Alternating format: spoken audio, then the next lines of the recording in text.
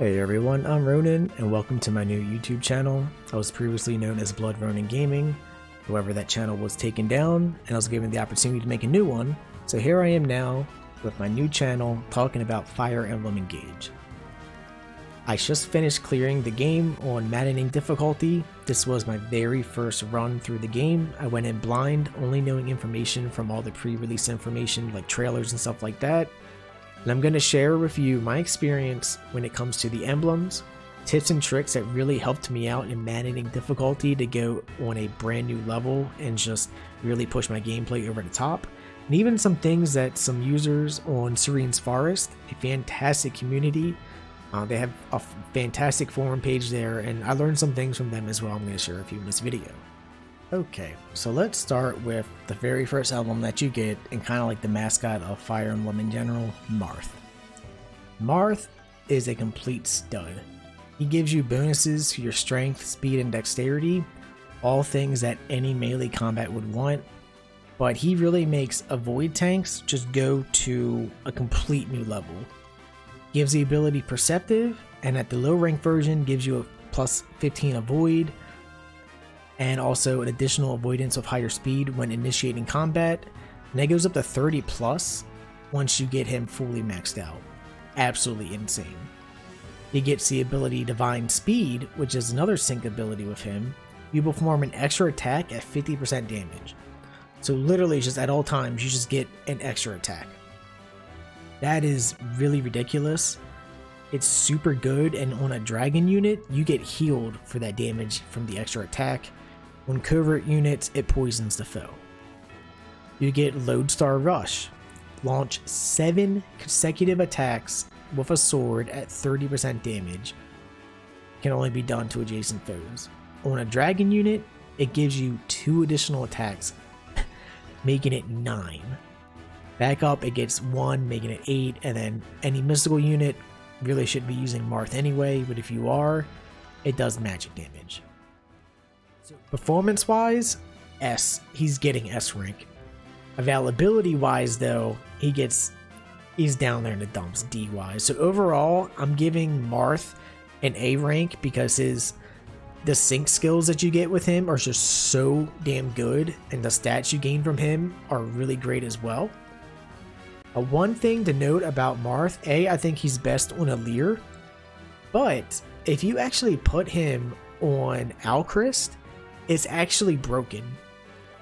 Alchrist has the ability Luna, which has a chance to ignore a portion of your enemy's armor and stuff like that, so you just do extra damage. Well, because he's a covert unit, when you attack, you get Divine Speed, so the extra attack you do poisons the foe even though you're using a bow. If you're using a Brave Bow, you attack twice, so not only will you attack twice, then you get the extra, so you attack 5 times. There's 5 times you can possibly get Luna to proc, and Luna can proc off of every Lodestar Rush hit.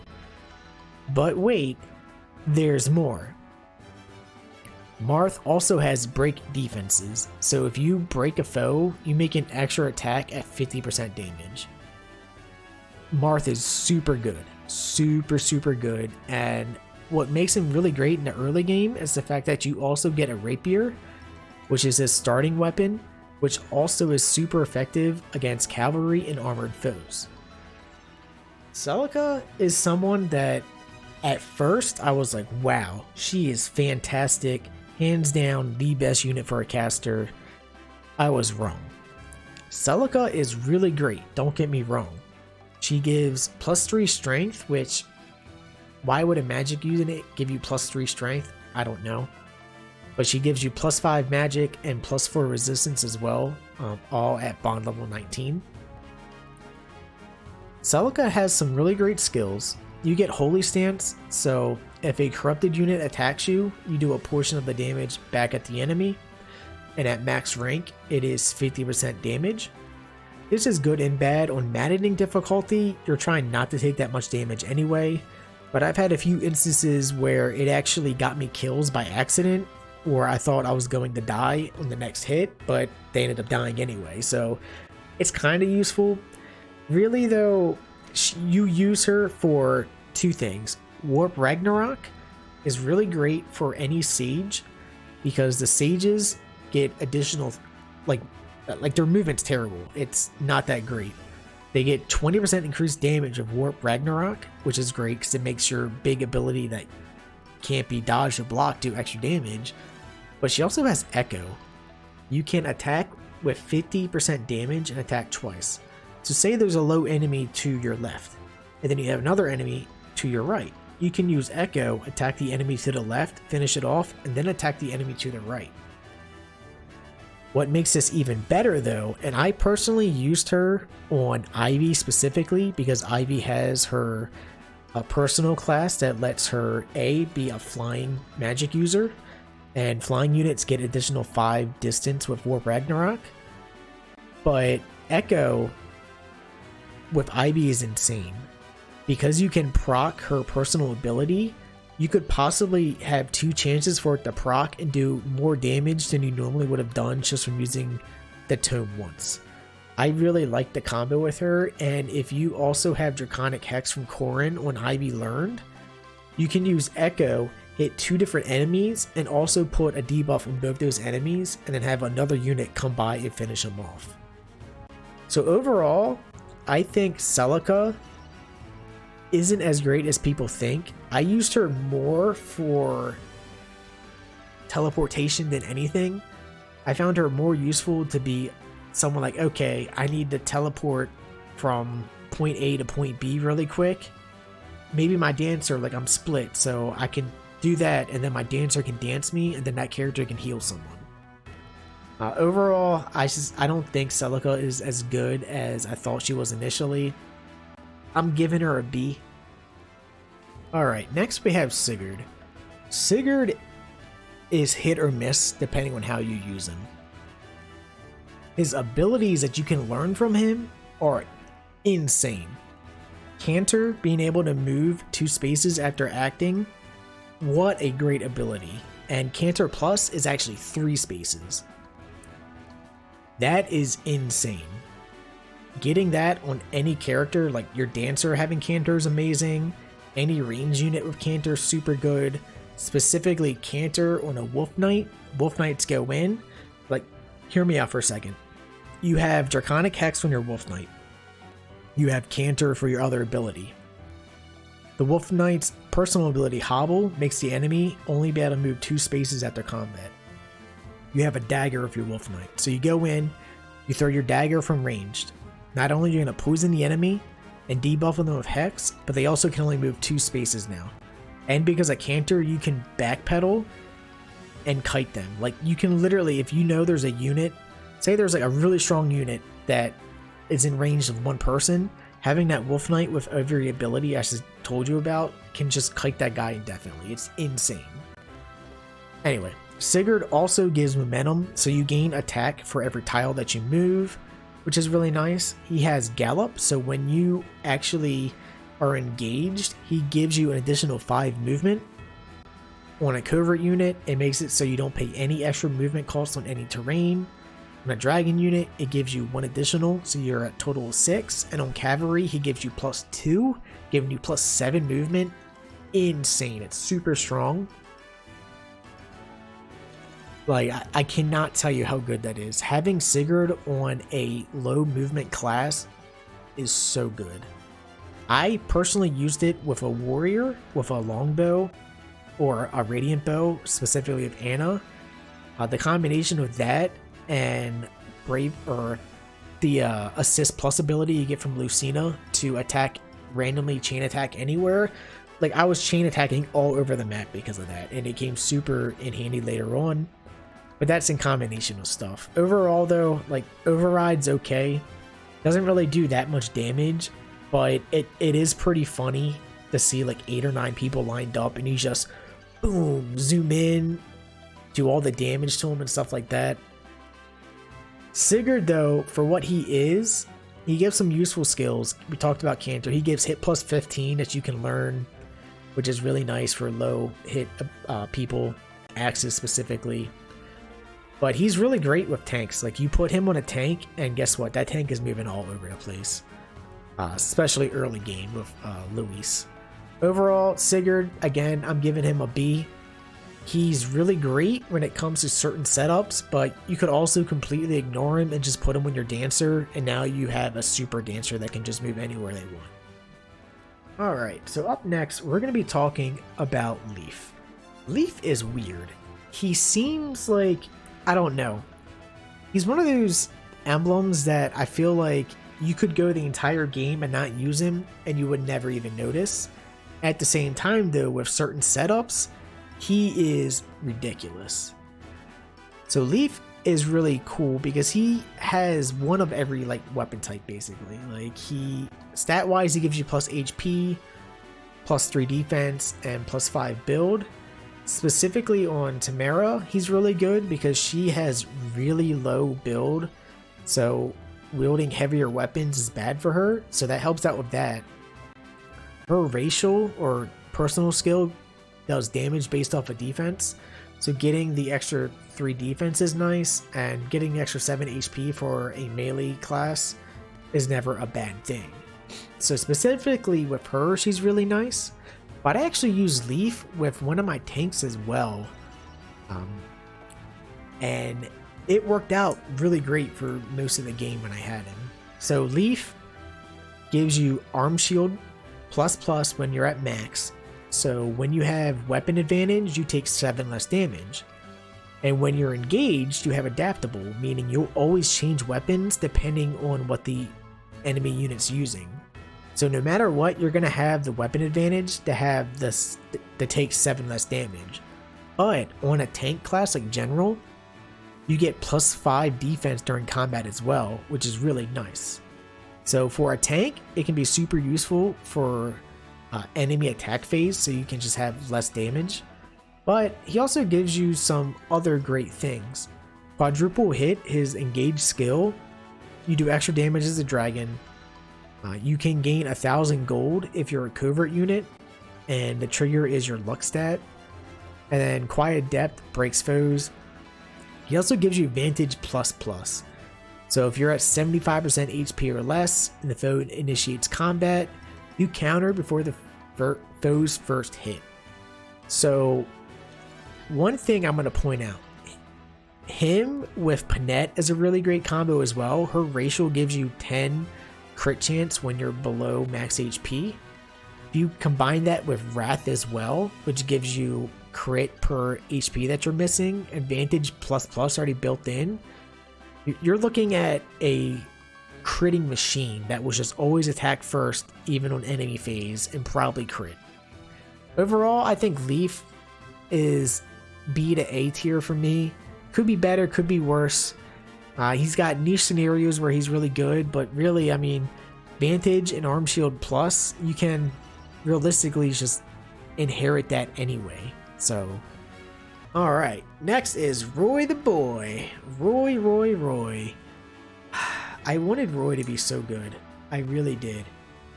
Roy is such an iconic character. I mean, if anyone got introduced to Fire Emblem from like Smash Brothers Melee like I did back in the day, like, Roy's iconic, and they could have made him so much better. He has some useful things. Roy gives you plus 10 HP, plus 6 strength, which is a lot of strength, and plus 3 resistance at bond level 19. Which is all great sets to have for a frontliner, or even, not even a frontliner, but a bow user as well. Roy gives you some pretty good skills. He gives holdout plus once you get in the bond level 18. So as long as you have 2 HP or more, you're gonna survive, which is insane. I had 3 HP one time with my Diamant, and he survived a hit that normally would have killed him for like 50 damage. Didn't matter because of holdout plus. So that's really great. He gives Rise Above, which some people don't quite understand. It says grants level +5. What that means is when you engage with him, your stats increase as if you were 5 levels higher. Overall, it's like 2, maybe 3 sometimes stat, depending on what character you are. As a dragon, it gives you another +1, which is not bad. As an armor unit, you get +5 HP. But what is actually really great with Roy, for anyone that has the armored cavalry units, the Great Knights, cavalry units get +1 movement when they're engaged with him, which is really nice to get that additional movement speed. So that in combination with holdout +++ and advance that he gives, advance so you can just move 1 space to a foe that's 2 spaces away and attack, that really gives you additional mobility that you didn't have before with the survivability. Of course, his engage attack, Blazing Lion, it doesn't really do that much damage, but it does put fire on the enemy, and fire will not only reduce the enemy's movement by 3 per tile, but it does damage on their turn as well. He's got some okay weapons. The Lance Reaver is really nice because it's a sword that will give you advantage against lances, but disadvantage against axes. Worm Slayer, I honestly never even used once in the game because I found my own Worm Slayer and because I had it engraved it was better. But Binding Blade is really nice because it's a sword that can attack from ranged and it gives you defense and resistance +5. Roy, I think, is underrated. Really, what makes it break him though is that holdout +++ skill is super good, but technically you can inherit that anyway. I'm giving Roy like B- tier, B- to maybe C+. He's got some niche scenarios with some characters that are really good, but overall, I mean, I was hoping he'd be better. He defaults of Diamant. Diamant's nice to have with him because of Soul, but Diamant has such low dex anyway. I think the max you can get Soul to proc is like 22%. Okay, Lyn, my god, Lyn is just S tier. Just throwing it out there right now. Lyn is super S tier. She is so good.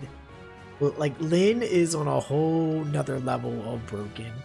Not only does she give +4 dex, +5 speed, and +3 resistance, but the abilities that she gives are just insane. Like, Lyn is probably the most broken unit or emblem in the game. So when you get her at a higher bond level, you get Alacrity ++. So as long as you have 5 or more speed than the enemy, when you attack with your follow-up before they attack, before they counterattack. That is huge. That is so good. She has Speed Taker, so you get +2 speed every time you defeat a foe. Also really great, and it can make, you know, certain people that are mid-speed even faster. Her engage skill called Doubles, really great. It does exactly what it says. It spawns 4 doubles, unless you're a dragon, spawns 5. They all share your stats too, by the way. So like if you have a unit that has really high avoidance and you call doubles, guess what? Every single one of those doubles is also going to have really high avoidance. But because they only have 1 HP, most of the time, the AI is going to target them. So if you're in a scenario where you're like, I have no idea how to survive, there's enemies all over, engage and call doubles. You can use those enemies to bait, or like the doubles to bait the enemies over and possibly survive a round. Fantastic. And every double counts as a backup unit, whether that character is backup or not. So for example, I had her on Alcris for majority of the game. Alcris could attack with a bow, and then all 4 of my doubles would also attack the unit. But here's the kicker. She gets Astra as like a bow. As a covert unit, you get +10 range. So with Alcris, when I use it, I can hit any unit literally anywhere on the map. But every hit from Astra also has a chance to proc Alcris Luna, so you can just do some absolutely insane damage. She's really, really good, giving her S tier by far. But what makes her even better is the fact that she also has a melee weapon, Mani Kati. It's Divine Sword wielded by Lyn. It's great because of the effectiveness that it gives. It's great against armor and cavalry units, kind of like a rapier, but it has way more crit. Her skills, like she gives plus speed that you can inherit as well for really low cost. And speed is huge in Maddening because you do not want to get doubled. Really great, like Lynn, straight up S tier, best emblem in the game. Like she's so good. Like, Lucina is really hit or miss depending on how you use her. I know the game kind of defaults her into the main character, which isn't bad. I mean, you could do that, or you could put Lucina on a flying unit or on a covert unit. Hear me out. Lucina has a built-in ability that turns any unit that's not a backup unit into a backup unit for purposes of getting the chain attacks. She gives you dual support, so depending on what your bond is with your allies, you gain avoidance up to max 90. And you gain dual assist plus, so anywhere on the map, if that unit is able to do a chain attack, they have a 70% chance to do it from anywhere they can move. If you have this on a covert unit that uses daggers, or even on a cav unit, I mean, it works for Wolf Knights as well, the chain attacks that they do from daggers will also poison the foe. It is really good. She has the skill Bonded Shield, which the character in the middle will protect the allies that are near him. It's an 80% chance by default, but as a cav unit, it will always block an attack for other cavs 100% of the time. For flying units, it will always 100% do it to your flying allies. And a strategy I really liked, I actually made Kagetsu into a wyvern. You don't have to do that. I mean, you could just put it on any flying unit. But having your two flying casters, Ivy and Hortensia, go in, attack, and then put them in a spot to where your other unit can come up and use Bonded Shield on them. If that person's a flyer as well, he will always block attacks for your other units that are flying. So you can bait in generals and other characters or NPCs that have low resistance and just completely nuke them. It's so good.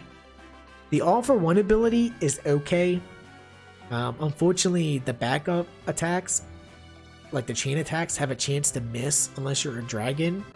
But that doesn't matter. If you have a ton of allies around, most of the time they're going to hit, so it's okay.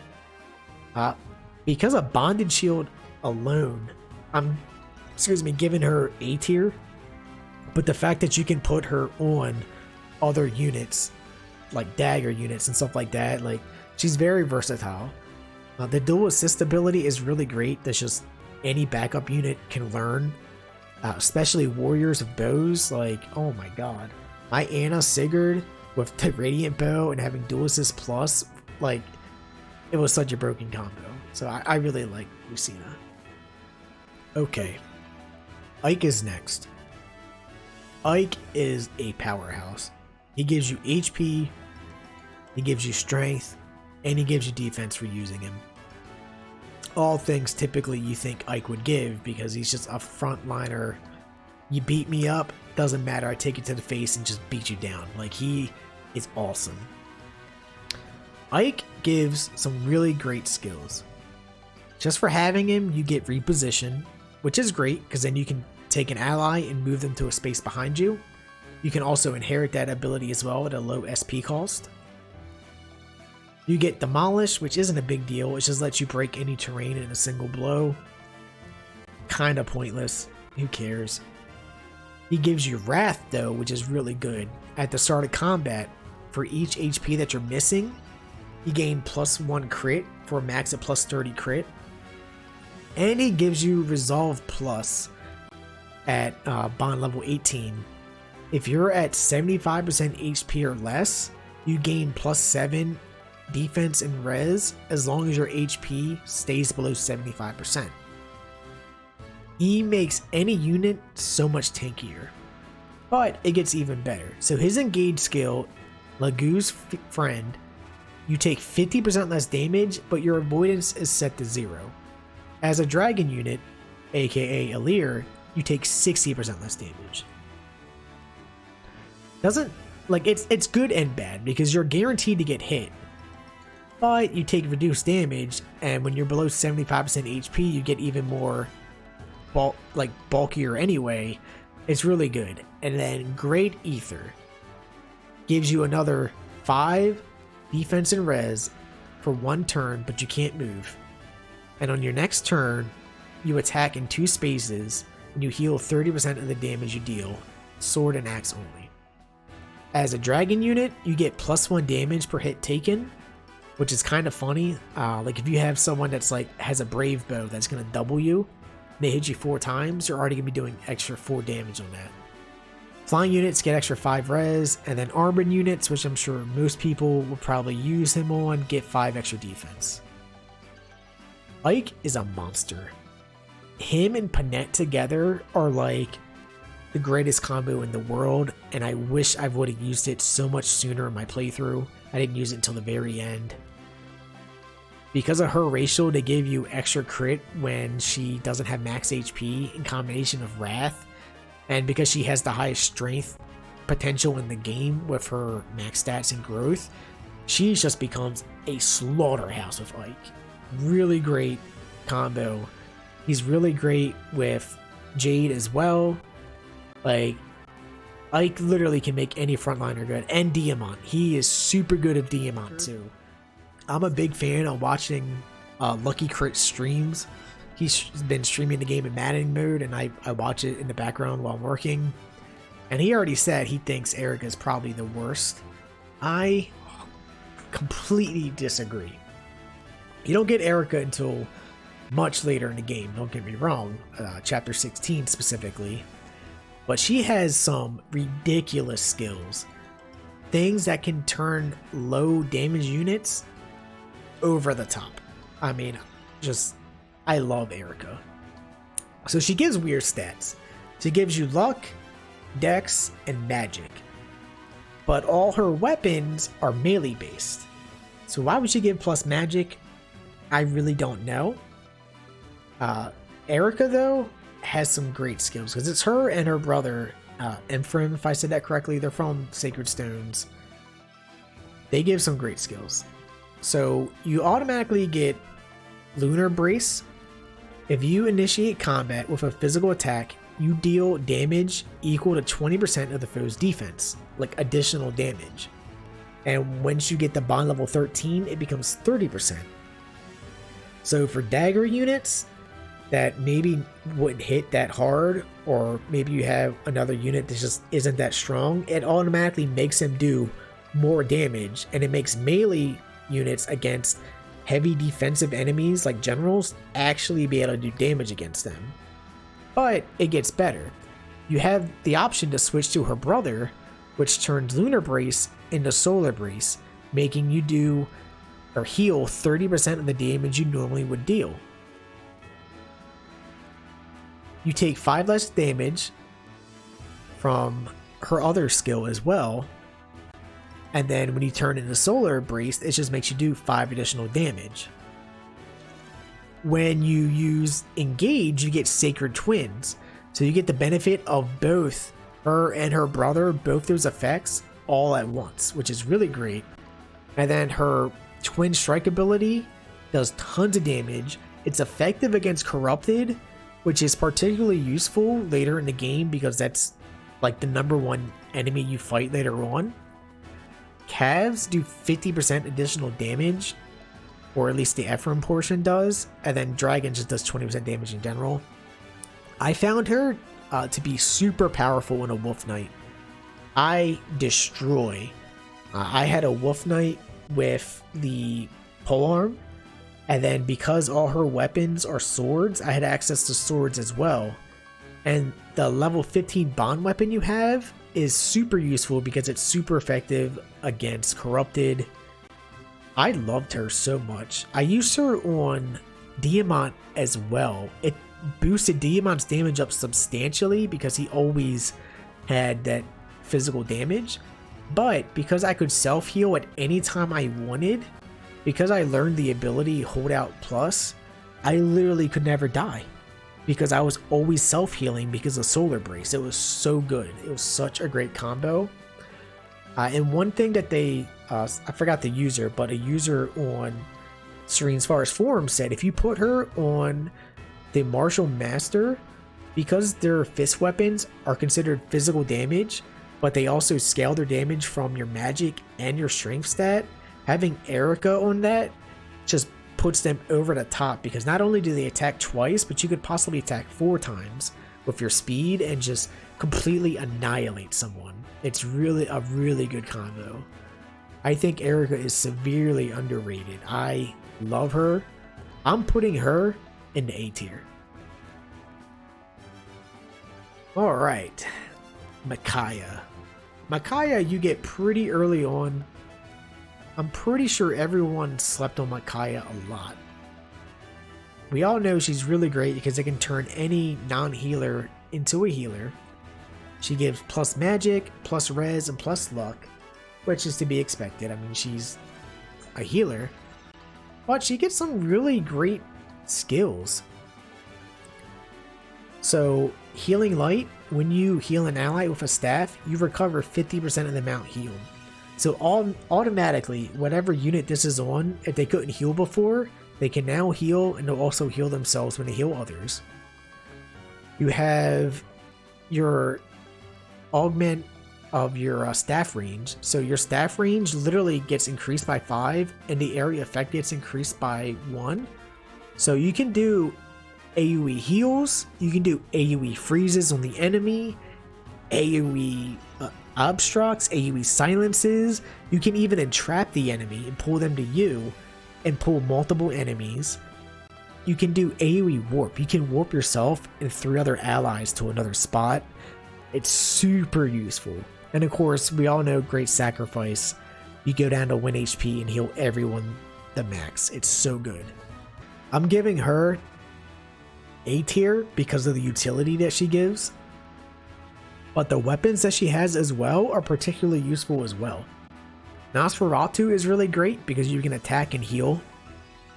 Thani is really great because it's great against the effectiveness that it gives. It's good against Cavs and armored units as well. I found her to be most useful on Mage Knights. I used it on a Mage Knight in my playthrough, so not only did I have the additional damage from my magic, I had physical attacks if I needed it, but she also gave that option to heal as well. And because of the high magic I had, they healed for a good amount. One thing to note, a skill that you'd have to inherit, she gets Staff Mastery. Staff Mastery is the only way to increase your hit with offensive staves. Okay, Corrin. Corrin. Corrin is... I don't even know what to say about Corrin, man. She's weird. She's good, but her weapons suck. Like, she gives plus HP, plus 15 HP, by the way, at bond level 19, which is a lot. Plus 4 magic, and plus 3 res. The Dragon Vein ability she has is probably the most broken thing in the game. For those who don't know, Dragon Vein does an AoE around the character that uses it. Armored creates vines that grant immunity to break, which, I mean, I don't think you'll ever use Corrin on an armored unit anyway. Flying creates healing globes that aren't that great because they don't heal you on that turn. You have to wait on the globe to get healed. Not that good. Covert creates fog. The combination with her and Yunaka is super broken. Yunaka gets the 15 crit chance from being in an avoidance square. He's a covert unit, so you get double the avoidance. It's so good. Calves create water, and then Quiet Depths creates ice pillars, which is also very useful. But just look at Dreadful Aura. If the unit initiates combat while engaged, the target and any foe within one space that the target can't move. And if you're a covert unit, they also get negative 20 avoid as well. But wait, there's more. There's also Draconic Hex. Draconic Hex can be inherited, by the way. If the unit initiates combat, inflicts -4 to all stats after combat, and then they gain 1 stat after every turn of combat.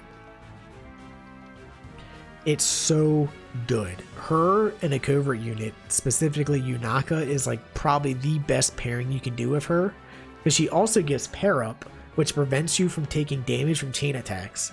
Yunaka was already a great dodge tank, This combination puts her on a whole brand new level to just go in, literally like, you know what? You're good by yourself, Yunaka. Go do whatever you need to do and wipe out the enemy. The only tidbit to that is mystical units ignore terrain bonuses, so you wouldn't have as much avoidance against the sages and stuff like that. But the Yunaka Corrin combo is so broken. Okay, Byleth. Byleth is super underrated depending on how you use him. Because Byleth for most people is a AoE dancer, which is very powerful in its own right. However, Byleth gives different weapons and different things depending on the unit that you use. And I'm going to be talking about 2 different things of Byleth. I'm not going to talk about every single thing because I think he's only useful for 2 different units. Byleth is great on a flyer. Flyers, when they have Byleth can engage, can give an AoE +5 res to everyone. And because flyers have such high mobility, they can use his engage ability to dance, and everyone around that character gets another turn. If you use that in combination with your dancer already, you get your dancer back so he can dance someone, and then 3 other units also get their turn back as well. Super good, and because flyers have, their mobility is unmatched, it's really great for that combination. But there's another character Byleth is also really good on, and that is going to be a magic user, specifically mysticals. He gives +3 to magic, speed, and luck. All things that are really nice. The plus speed never hurts. The 12 luck is huge, and +3 magic is nice as well for a magic unit. But when you're engaged with a mystical unit, you get +2 to your ranged magic attacks. You get the Tharsis, if I said that correctly, from 3 houses. It's a staff wielded by Emblem Byleth, grants magic range +2, and it has a chance to have the damage that you would take. It's so good. If you turn Anna into a sage and use Byleth on her, because she already has really high magic and speed growth and luck, she just becomes a sage god, and it's such a good combo. But he's also, like I said, really good on flying units to give everyone the extra resistance if you need it, which came in clutch situations for me because I don't have that many characters I use with high resistance. And just the dance he does is just ridiculous. Tiki, we're going to talk about DLC emblems now. Tiki is, it's Tiki. She's got the ability to give, you know how bosses have the little diamonds so they have the extra HP bar? You can give that to your teammates, which is really nice. When you turn into a dragon, you get +5 to every single stat and +10 HP. She literally makes whatever unit has her in dragon form almost unkillable for those turns. She gives Star Spheres, so you gain 15% increase growths on that character as well for every single stat. And she has different skills depending on what you use. I found on a covert unit the Flame Breath to be particularly useful because it would do fire in a small line past the character to hit them for extra chip damage, which was super useful. Tiki was really good for the DLC. Is it worth the money to buy? That's really up to you. I bought the collector's edition, so it came with everything anyway. But Tiki is really good at she turns a support unit into a super support. I had Celica, the dancer, literally clutch out some insane things. There was no way I wasn't going to get hit. So instead of dancing, I used Divine Blessing on someone, and because he gets all those extra stats, he also survives the round as well, which was just really, really nice. She gives +10 HP, +4 defense, and +10 luck in general. Really, really great. She gets an ability called Light Sphere Plus. When you wait without attacking or using an item, you heal 40% HP and heal all status effects. She's just really, really good. And then, of course, the final one, the good old 3 house champions, Edelgard, Dimitri, and Claude. Ooh, this is so good.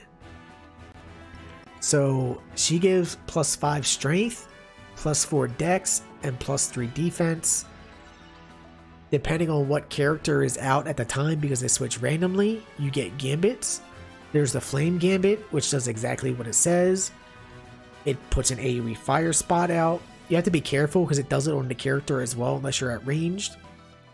There's the Shield Gambit, which is with Dimitri, to where you'll negate all damage from that first ranged attack, which, funny enough, when you do the Lin paralogue, if she does Astra on you and you have Shield Gambit up, it blocks every single Astra attack. And the Poison Gambit from Claude, super useful, because when you get the Fail Knot with him, which has the extra bow ranged, and you use that, you can poison all the foes in the area standing next to each other. Really great as well. You also get combat arts. So you can get Fail Knot to do extra damage. Or not Fail Knot, Atrocity, I'm sorry. From the Dimitri weapon, the Adrad bar, to do extra damage, extra 50% damage. You get the two-handed axe. That way you can do a smash attack, but you also get a free attack or like another turn afterwards.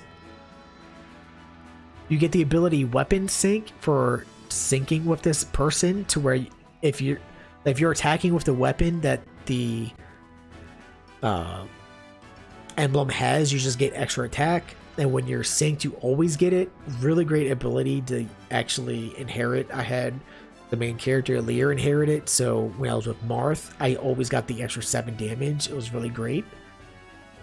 She has Bow Guard you can inherit, which is nice for taking less damage from bows.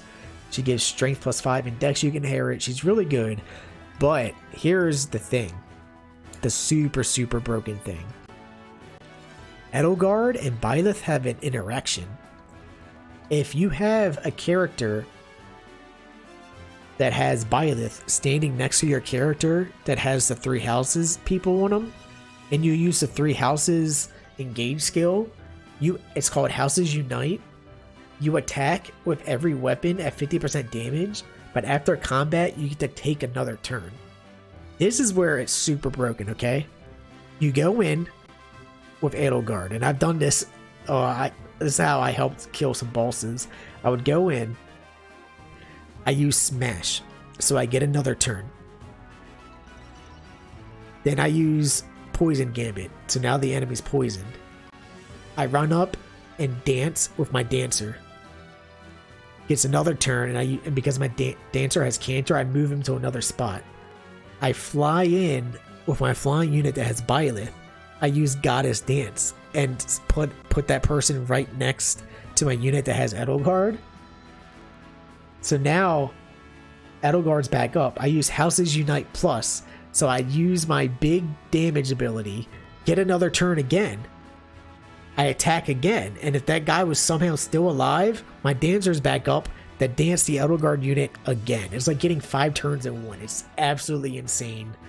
I love them. They are probably my favorite emblem. I'm giving them A+ tier. If you could control which emblem was out at once, whether it was Claude, her, or Dimitri, it'd be better. It's the only reason there's not S and just A. But they're really good.